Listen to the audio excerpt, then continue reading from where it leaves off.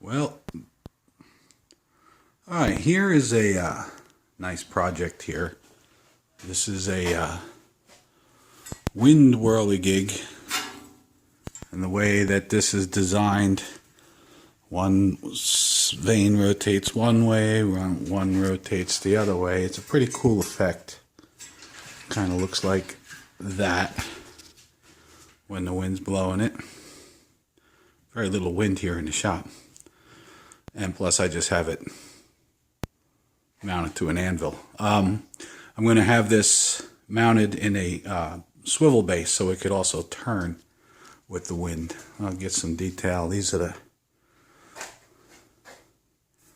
the vanes are made out of hand-hammered copper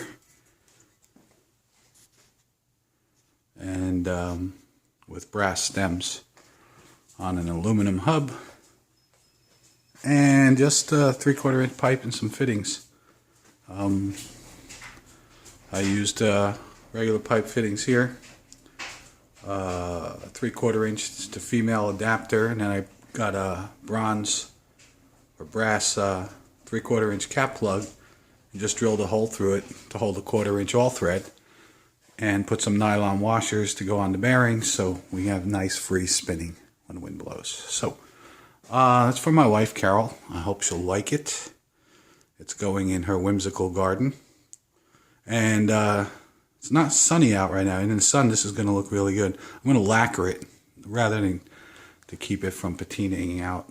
We'll see how that metal lacquer works, but I'm going to show you how to make this. So if you go to if you're on my YouTube channel, or if you're on Facebook, click on a link and you'll see a step-by-step. This is a project that just about anybody could do. You don't need really anything special.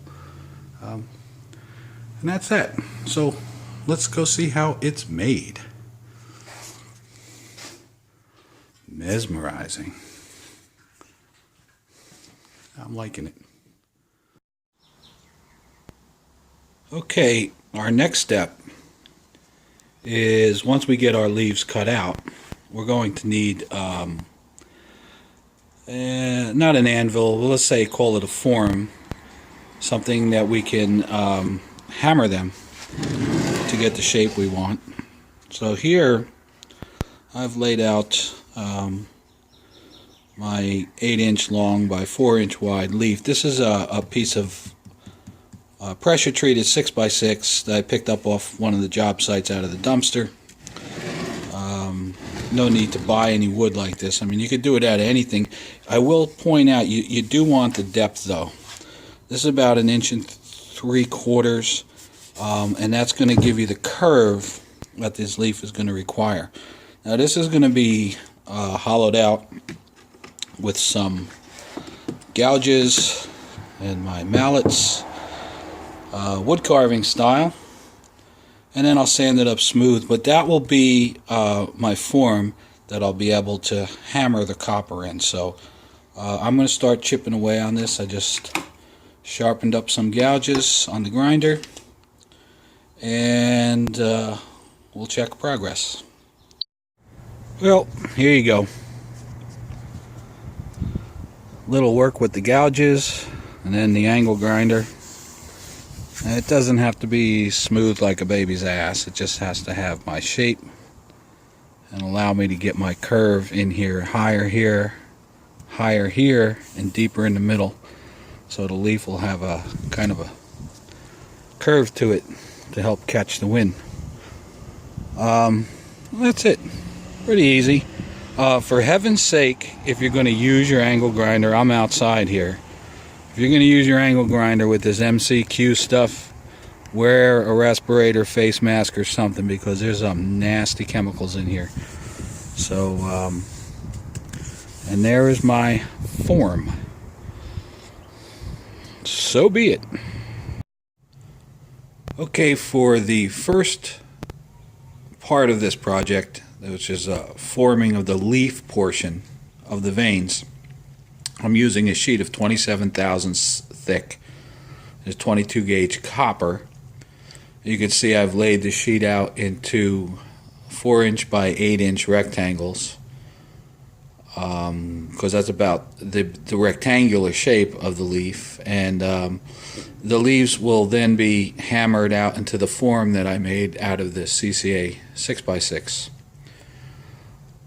Should be easy going. I mean, a sharp pair of tin snips will be able to cut this copper. I cut 20 gauge steel with these tin snips, so it's almost like cutting out paper, construction paper, just a little bit heavier. So we're going to get all of these into rectangles. This will give me, this is a 2 by 2 foot sheet, so that gives me 20. 6 by 3, 6 by 4 is 24. I'm sorry, 8 by, what am I talking about here? Come on, Greg. Alright, yes, I'm sorry. They're 4 inches wide, 8 inches long. So I have 6 by 3. That gives me 18. I have 16 veins on this project, and it gives me 2 to practice with. Alright, so I could screw up 2 times. So when we get to the next step, we'll hit you up. Okay, now for the next step, what you see I've done. First of all, wear gloves, because these edges from the shears are they get kind of sharp. You want to be careful there, and we're going to be cutting more material away. But I just kind of brushed them up on the sander real quick, just to keep the real tough edges. I stacked 6 of them together, and we're going to be drilling a 1/4 inch hole on the center line, and 3/4 of an inch from the edge on both sides. So it's just as easy to stack them 6 at a time, and then I put a punch and then a center drill, so the drill will find its way.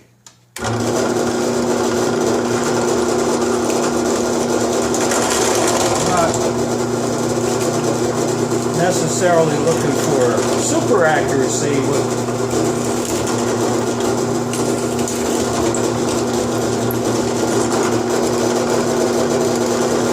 we do want these all the same, because this thing is going to be spinning around and you want it balanced. So we want to be as, accurate, but it's not like if it's 1/1000th of an inch off, or a 1/32 of an inch off from one sheet to the next, it's going to be that big of a deal, because it's not.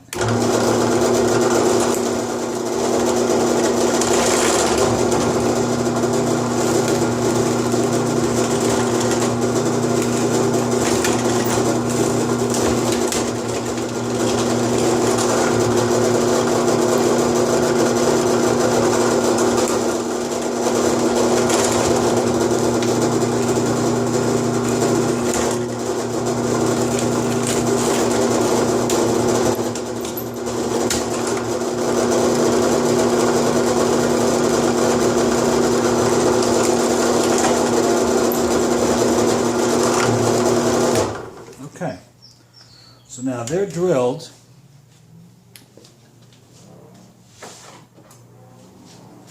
and in these 1/4 inch holes is going to be where the vein portion of the stem goes in, and this is going to be bent, and it's going to be held at one end and the other from the back. You'll see that in a later video. So that's step 2 of the leaf forming of the vein. This is a stem. These will be the leaves, and we'll get to the next step directly.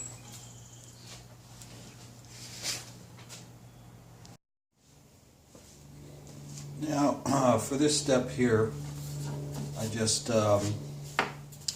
made a cardboard template, and we lay it on our blank here, and we get our shape. We'll have to cut, these off, and the idea of using the template is, I'm not much on drawing, but I'm a damn good tracer. So if I have the template, I just lay it on there and take my Sharpie and trace the outline here.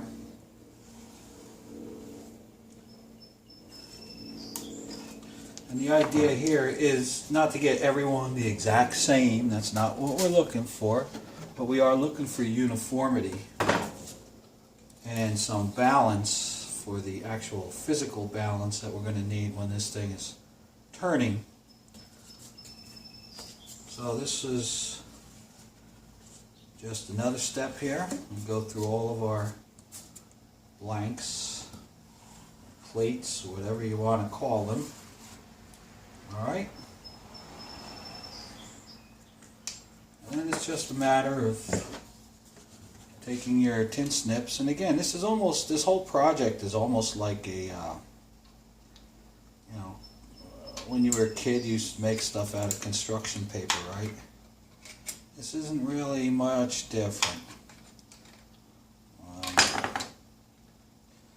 And we're going to smooth up everything on the sander and add a few more details. As you see, this with a good pair of sharp tin snips, this stuff cuts pretty well. You know, and you want the beginning of the leaf, you want a nice point. You don't want to leave a flat on there. And you just cut out where you traced. Right now, what's going through my mind is, what do I do with this scrap pieces of copper that I have? Because I hate to throw stuff out. I know some of you guys are probably like me. You always find a use for something, you know? And we're going to be getting to that into a bit, because this project needed some improvisation. But anyway, this is what we're going to have. Which is our basic shape, and this is going to go into our block and get hammered into our final shape. I'm going to do a few more details on. I'm going to use a Dremel grinding wheel to kind of do veins in at least one side of the leaf, if not both. And I like to hit the edges to give them like a little bit of roughness. And it's a little time consuming, but I'll film that just to show you what I'm talking about. But in the meantime, I have to take this stack now and cut these like this. So when the time comes, we'll see you at the next step. Yeah, I gotta get my music on here. I don't have the music on when I'm doing the video filming, of course, but when you're doing mindless tasks like this, you need your tunage. So anyway, and I should be wearing my gloves. I know I'm sounding like a hypocrite. I'm being quite careful how I'm doing these, because this can give you a nasty cut if you slide your hand on it. The idea is, do not slide this stuff in your hand. Every move you make, let go, clamp back down. Don't try to slide it and you'll be okay.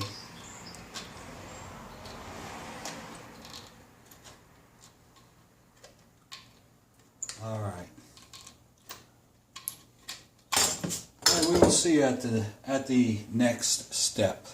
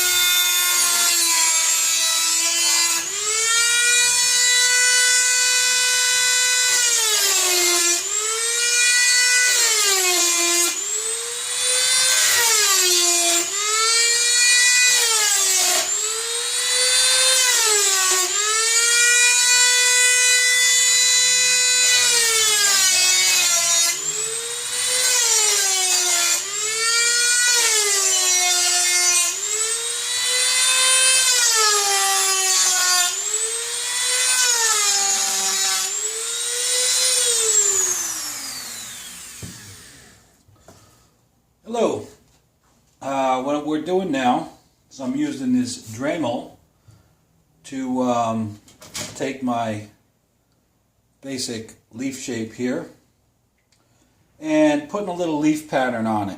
Now, you don't have to worry about it being too pretty or anything like that. This just gives the image of a leaf. Remember, this thing is going to be all hammered out, so everything will be blended in with everything else. So you just do it freehand. I try not to make the lines straight. Actually, you want them a little crooked or curved. You see, I don't know if hopefully the camera's picking that up. You know, and then after we get done with this step, which just takes a few seconds, we go over to the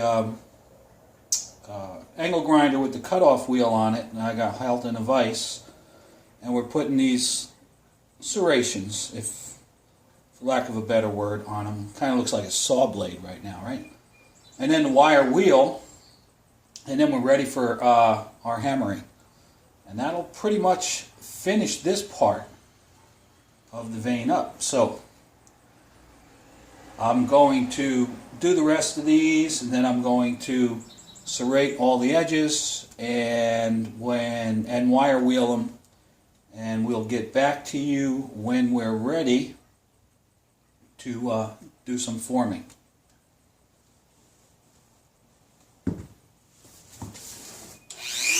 Bearings are going in this thing.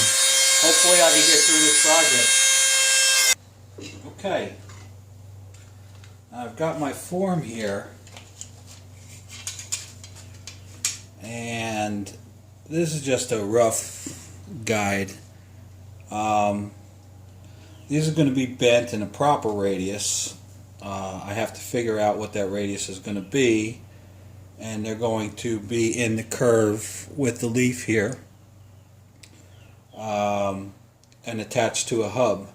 So this whole gizmo is going to be curved, and these are the veins and the stems that'll be on a hub. I just bent this in a vise just to see how it's going to go. This is one of my practice pieces. So I'm thinking probably about a 3-foot radius, and more than likely I'll make a jig.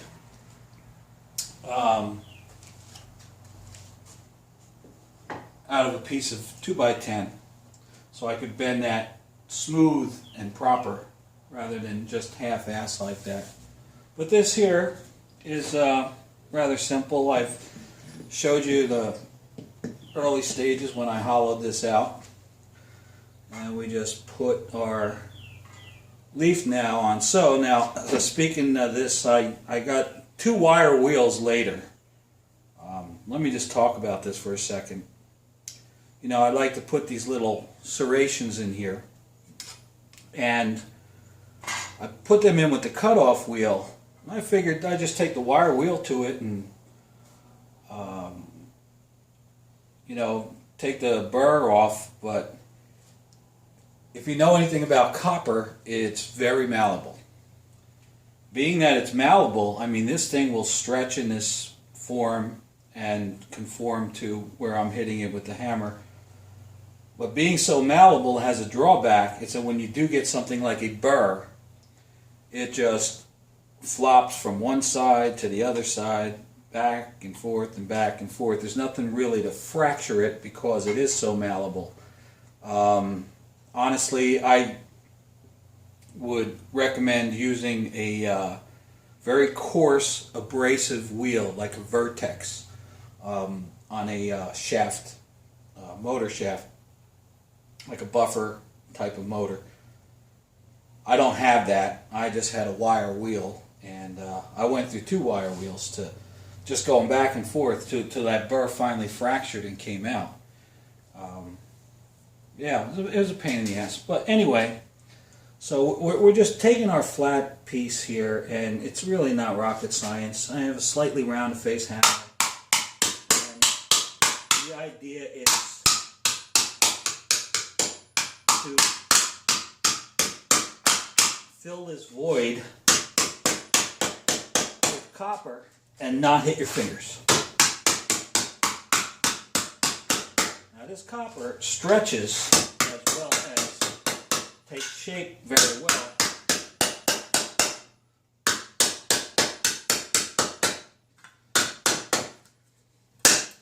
You really want to get down the bottom of it because we want that curve that's eventually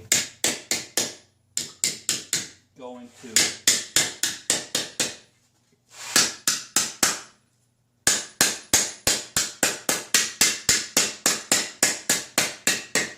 using my anvil block here, my anvil.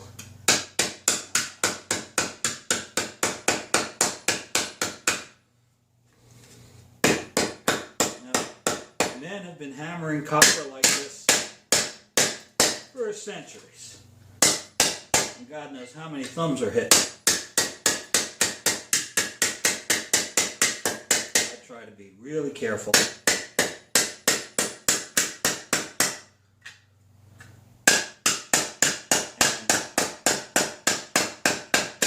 Always hit on the other side where my hand is, and watch what I'm doing. So that gives us our shape. Now this is going to eventually bend as the radius of the stem. Like right now the stem is straight, you see. So I have to figure out what this radius is going to be. I'm estimating somewhere between 2.5 and 3 feet. However, when it matches, we'll have a little bit more of a bend here. In here. And when it bends, it kind of flexes out, and this actually gets wider. So, as you saw from the finished video that I showed of it, you want to do it so they have a slight curve in it, but this catches the wind right here. This is where it's at, this little hollow right here. So that's why we have one going in one direction, one going the other direction, so we get the opposite spins. Because as the air actually blows off of this one, it hits the other one, and it's an interesting effect. Anyway, so I have all these lengths to hammer out, and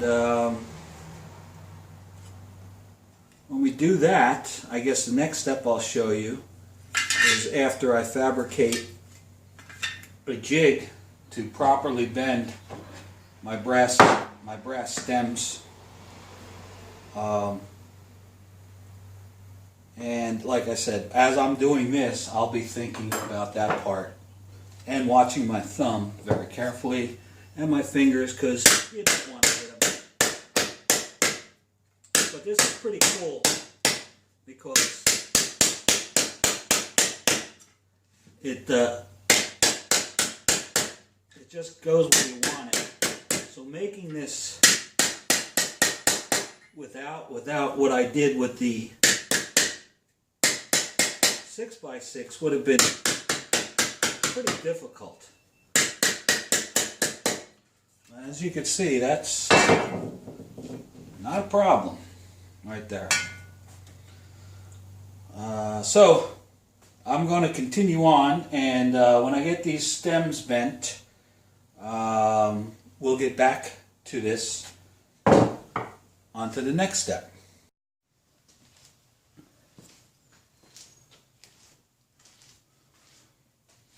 Okay, so now we're getting to the point where we're assembling the vanes, which will be mounted to the hub, like so. It's kind of a pain in the ass. These are brass rods, 1/4-inch brass rods, and but like I said, this copper is malleable, so it makes it a little bit easier. What I did do to make this all uniform is on my bandsaw I cut this jig and drilled a hole down in this crotch area here, and I could take my brass rod, put it in that hole, and just kind of bend it. It works a little bit better if you heat it, but I don't really feel like heating up my brass right now. But this gives it a nice uniform bend. You put in both sides, and you give it a little bit of a hammer. And you see it does spring back, but we want that, like I said, it's about a 2-foot radius that we're looking for. Then I have the cutout section of the block here, and I just kind of further on bend it by pushing it in here. And this brass springs back quite a bit. If you heat it, it doesn't. But heating it is not without its fratuosities, because you got to hold it with something, and you really, when you heat brass, you should anneal it in cold water. You shouldn't let it air. It's just the opposite of ferrous steels. And I take one of my leaves here, make sure that the holes are clean.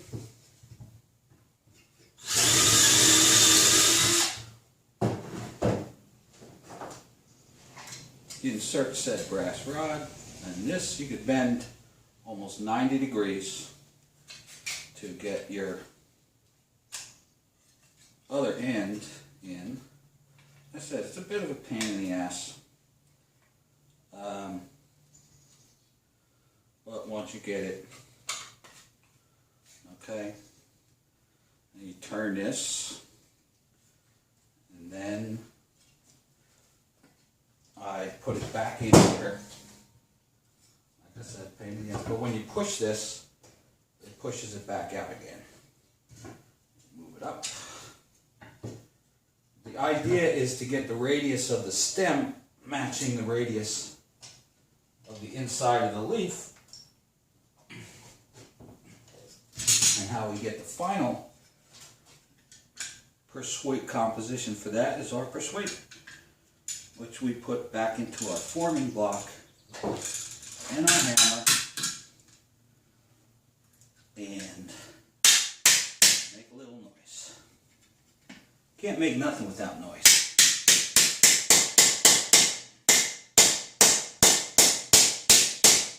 Keeping pressure up here.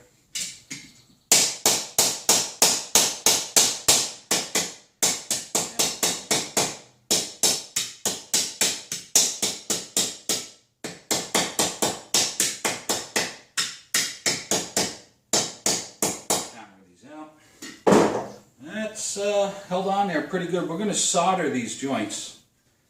There we have it. So we're going to have our, will be kind of like this, you see? And one will be spinning one way and one will be spinning the other way. So these curves are pretty much about the same. Okay, again, we're not looking for exactly the same, but if they're about the same, that's good. I think because of the way these things are, and I don't want them to move around on me much, I'm going to solder these first. Just solder this end and this end just to keep them in, because when I go into my aluminum hub, which is our next step, this aluminum hub will have holes drilled in it radially. And this will go into that hub like so. So when we go in here, this is going to be held in aluminum with JB weld. I'm not going to bother trying to braze or otherwise attach this. JB weld will be good for that. I mean, we don't have torque on here, so. So we'll get to that. I have to do 18 of these, 4 are done. 16 of these, 4 are done. I got to do a dozen more. So when I get done with that, and I don't think you need to see me braze or solder these things on. You know, it's like soldering a plumbing fitting, right? So you heat it up, you put some flux on it, you heat it up, and you just get some solder in there to hold it in place. No big deal. So I'll probably get back to you when I'm doing the hubs. keeping in mind that this kind of a project is, you know, it's in my head. And you have to think of things as you go. So I'm saying, well, how am I going to bend this brass all uniform? Well, I got all the scrap wood laying around, and this is the way you do it. So I actually made a 9-inch radius because I knew I'd have some spring back from this brass. So it's working out good. That's just about the curve that I want.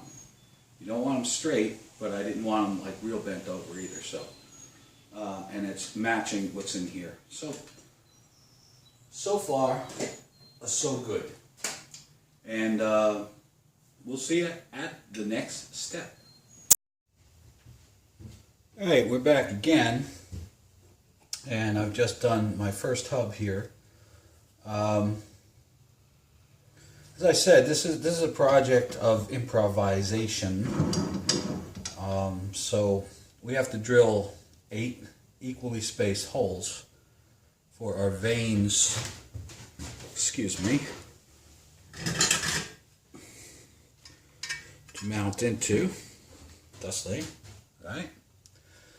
So, just thinking about a way to do that, and I guess you could put layout fluid on here and use a compass and lay it all out, then it would accomplish the same thing. You just got to drill a 1/4-inch hole in aluminum bushing, right? It's not that big a deal. What I did was I made, I had some scrap cherry. I just turned a little taper on it. And let's mount this, because this was too small to fit in my chuck, and plus I wanted it on the OD anyway. I want the OD clear, put it that way. So I run my center up in there. And just kind of keep it snug on that thing so it doesn't move. Now, this lathe, well, we'll get to this in a second. I will use my trusty old tape measure. This is 1 inch in diameter, so 1/2 inch is the center line. And again, you know, if you're a couple of thousandths off one way or the other, I mean, Christ, you're measuring it with a tape measure, right? It can't be that big of a deal. We make our little center line mark there. This is all freed up. And let's say, let's switch that on. Here's our center. Now, what this lathe has, this wood lathe has, is a, it has an indexing feature. There's 24 stations in here where it'll lock. So I have my tool rest just on center, and that'll put my punch in the exact same place all the time. So what I can do, I need 8 holes, and so I just index this. Every third index, I make another punch. So we have our 1 here. This punch sucks, by the way. And then we go 1, 2, 3, and we do another one. This way we have spaces all radial. 4, 5, 6.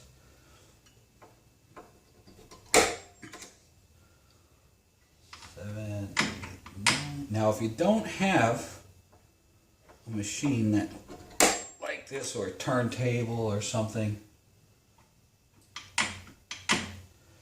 you can do it, like I said, with a protractor and layout fluid.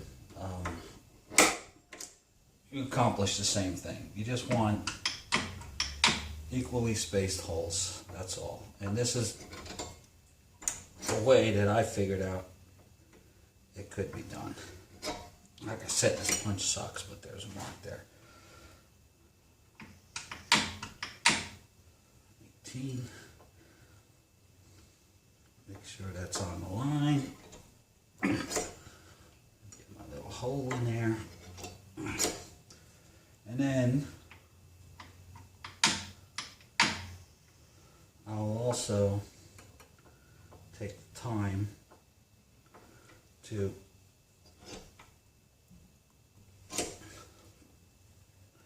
center drill.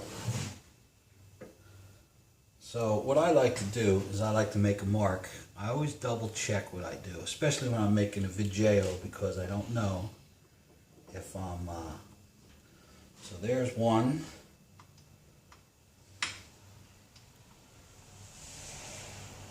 One, two, 3, 4, 5, 6, 7, 8. That looks good. Equally spaced, yada, yada, yada. And now what I'll do, I know it's kind of sacrilegious cutting metal on your wood lathe, right? But my metal lathe does not have this feature. I could do it some other way, I suppose, but this is easier. So doing the same thing. Lock it in, and we'll go in with the center drill. Make a spot.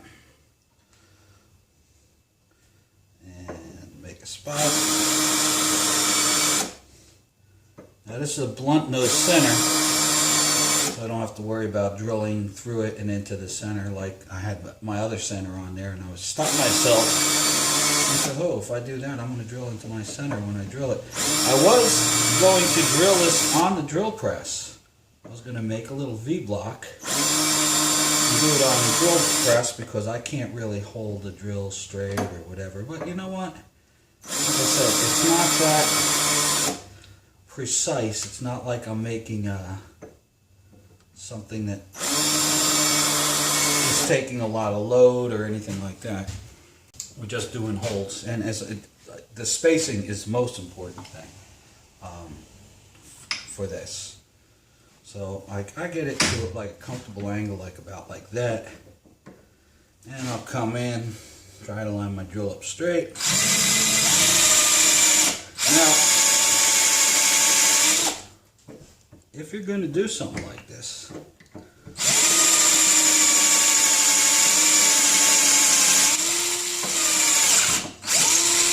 you may want to think about unplugging your lathe, because if you turn your lathe on by accident with this set up like this, it could be kind of catastrophic.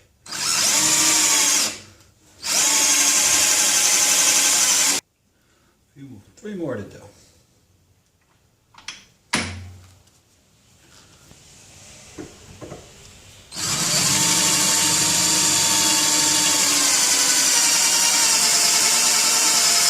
Looks like my battery's dying too, huh?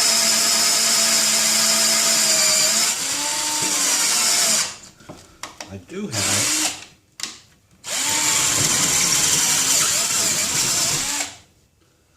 do have another drill.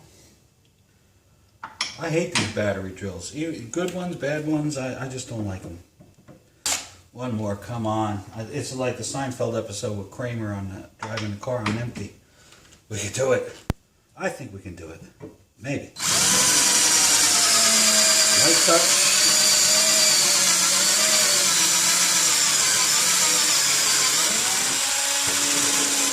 Almost through.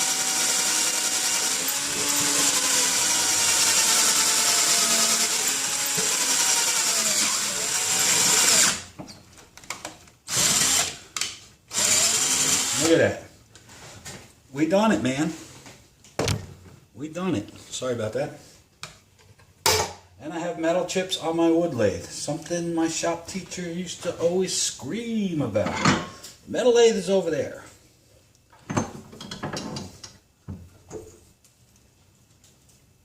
There we have it. Alright, we have our hub. And we're going to get to the next step after I do some deburging and all of that neat stuff. That's that. Alright, good peoples. It's time for the glue up.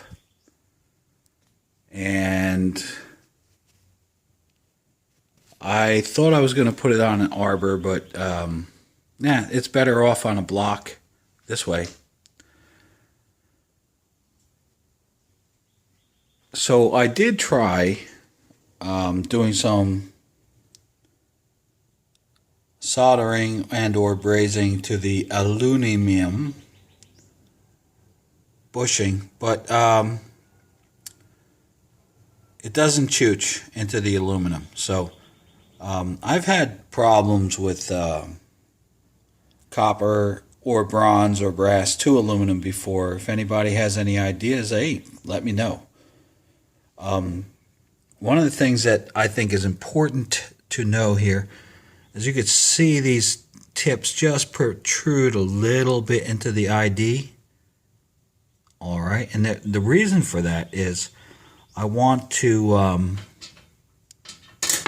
have a backing for my bearing, right? So the bearing has a backing, but I still can be able to easily get, hold on, my 1/4 inch bolt through there. So you don't want them sticking out so far that they're going to block your bolt, but you do want them sticking out a little bit so they can at least give a little bit of positive stop to your bearing, because remember, this thing is going to be screwed together with this bolt and some nylon washers, and they're going to ride on this bearing. So as long as all the tips, if you will, are more than a 1/4 inch, then you're good. So I just want them protruding just a little bit, and that is how the vane will be assembled. So I'm going to use JB Weld for this. I've never used it before. I heard it's really good stuff, and I'm hoping it works. I'm going to abrade and then clean with acetone the surfaces before I do it and all of that crap. But so that's how the vanes are assembled. Of course, it doesn't really matter. It depends on what side you put the bearing in, whether it goes one side or the other. But you'll see that as at assembly. So we're ready to glue this up, and that's it for, I would say, another day or so. I want this JB Weld to set up really good before I do the final assembly. And we'll talk to you later. Bye.